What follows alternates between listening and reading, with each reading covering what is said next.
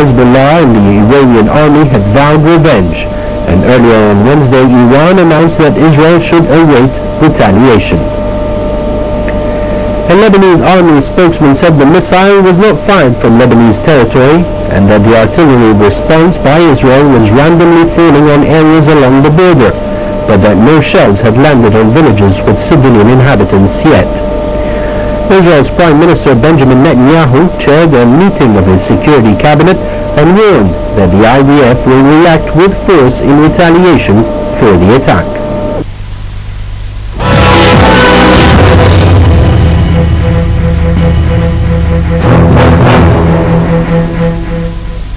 With us on the line to comment on Israeli-Hezbollah escalation is Ambassador Hazem Abu Shanab, a member of Al-Fatah movement. Ambassador, can you hear us? Yes, good afternoon. Good afternoon, Your Excellency. The escalation or the turn of events between Israel and Hezbollah, is that a going back by Israel to continuous raids on Lebanon? No, I don't think that there is an escalation between the two parties. I believe that the Benjamin Netanyahu is trying to show some kind of showy media elections, and he wants to get the benefits of such kind of actions towards showing the Israeli public that he is the one that they can choose for keeping the security for the Israeli people. I believe that Benjamin Netanyahu is playing with the blood of the whole area, and especially the Israeli people. Benjamin Netanyahu is trying to show that he is the one that can take the strong decisions against the, between brackets, the enemies of the Israeli people. He is trying to create enemies, and he is trying to create wars, and he is the one that he is trying to create the hero of Israel that can make the situation calm around Israel.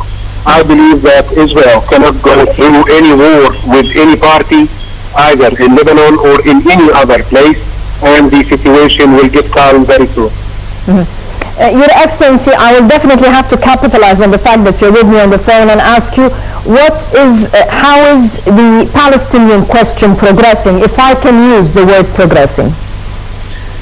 Yes, we can use the word progressing, because either the Israeli what can we say, barricades that they are putting in front of the Palestinian question and trying to stop the Palestinian progress in the international community, either that the Palestinians, we are doing very well on the international field, and I believe that we are going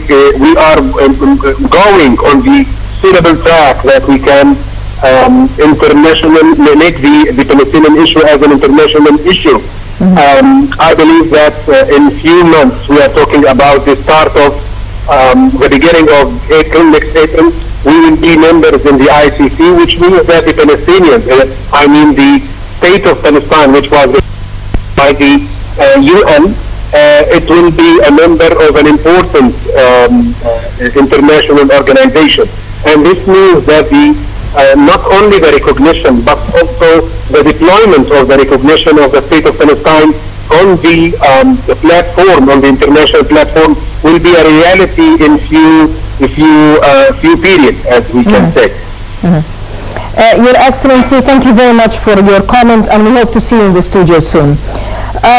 This evening we'll be debating the 24th African Union Summit. The summit this year is addressing the issue of empowering African women and the 2063 vision for Africa as a continent will be under discussion.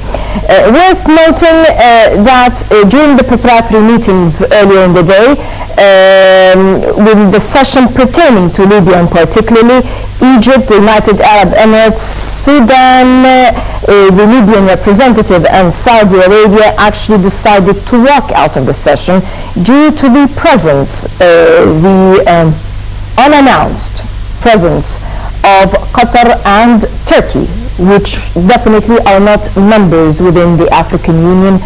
We'll be delving into that and the repercussions of such a movement at a critical time maybe within this continent with a distinguished panel right after this, so please stay with us.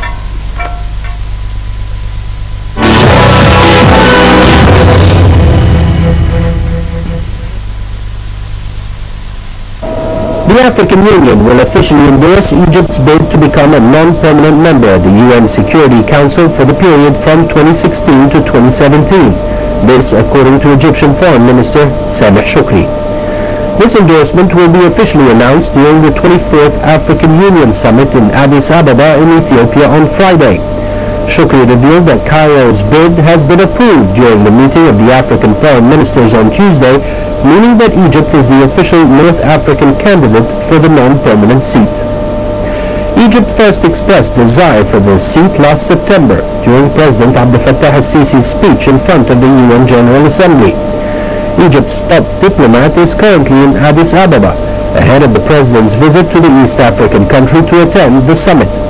The minister met his Ethiopian counterpart on Tuesday to discuss possible talking points for the meeting between the Egyptian head of state and Ethiopia's premier, Haile Mariam Desalegn.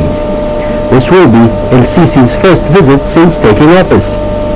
During that visit, he is to hold a series of intensive meetings with the leaders of African states on means of boosting relations and coordinating stances in regards to the main topics of the summit agenda. That includes empowering African women and developing Africa within the context of the 2063 vision.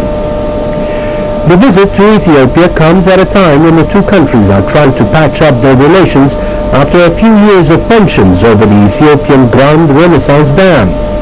The 6,000 megawatt dam is currently under construction on the Blue Nile, the Nile's most significant tributary and Africa's largest, which is expected to be completed in 2017.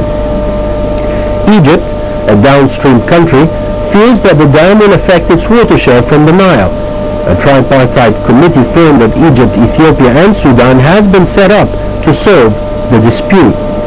As recently as mid-January, Egypt called on Ethiopia to reduce the dam's storage capacity, currently set at 74 billion cubic meters.